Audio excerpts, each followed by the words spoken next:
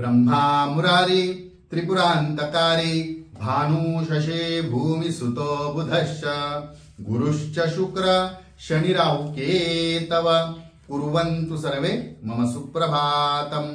श्री गुरुदेव दत्त श्री स्वामी समर्थ सुप्रभात मंडळी। अध्यात्म कलियुगातल्या चॅनेलवरती मी वैदिक ज्योतिषी गणेश शास्त्री शुक्ल आपल्या सर्वांचे स्वागत करतो। आजचे पंचांग आहे 13 ऑक्टोबर 2024 रविवार, अश्विन मास शुक्ल पक्ष दशमी। ही दशमी मित्रांनो 9:09 पर्यंतच आहे। त्यानंतर एकादशी आहे। धनिष्ठा नक्षत्र शूल योगानी गरकर्ण। चला तर सुरू करूया 12 राशींचे भविष्य कथन। मेष राशी, आज आपल्याला मौल्यवान वस्तूची मनाप्रमाणे खरेदी करता येणार आहे किंवा एखादी भेट वस्तू सुद्धा मिळेल। आर्थिक स्थिती आज आपली खूप छान असेल, चांगली असेल। वृषभ राशी, आपल्या कामात आपले नाव लौकिक करून घेता येईल। मान सन्मान सुद्धा आपल्याला प्राप्त होईल, परंतु प्रामाणिकपणे धाडसाने कामे करा, यश मिळेल। मिथुन राशी, प्रवासात काळजी घ्या। विद्युत उपकरणे जराशे सांभाळून वापरा, हाताळा। कर्क राशी, स्वतःसाठी वेळ द्या। एखादा चांगला छंद जोपासा। आत्मिक समाधान आणि शांती सुद्धा आपल्याला लाभेल। सिंह राशी, मोठ्या गुंतवणुकीतून लाभ होतील। प्रामाणिक प्रयत्न करावे लागेल आणि थोडेसे धाडस सुद्धा घ्यावे लागेल, धाडस करावे लागेल।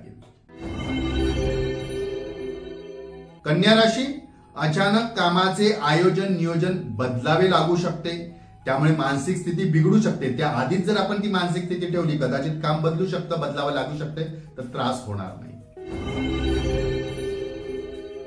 तुळ राशी, इच्छित मनोरथ आज पूर्ण होईल, परंतु थोडेसे संयम आणि श्रद्धा राखावी लागेल, मनाप्रमाणे लाभ होईल। वृश्चिक राशी, दैवी उपासना वाढवा, देवीची उपासना वाढवा, इष्ट देवताची आराधना करा, नक्की शांती आणि लाभ होईल, म्हणजे शांती मिळून लाभ होईल। धनुराशी, शत्रुपीडा कदाचित आज वाढेल, त्यामुळे आपण जे काही काम करत आहात ते काम विचारपूर्वक करा। करताना चांगला योग्य निर्णय घ्या, लक्ष देऊन कामे करा, योग्य निर्णय घ्या।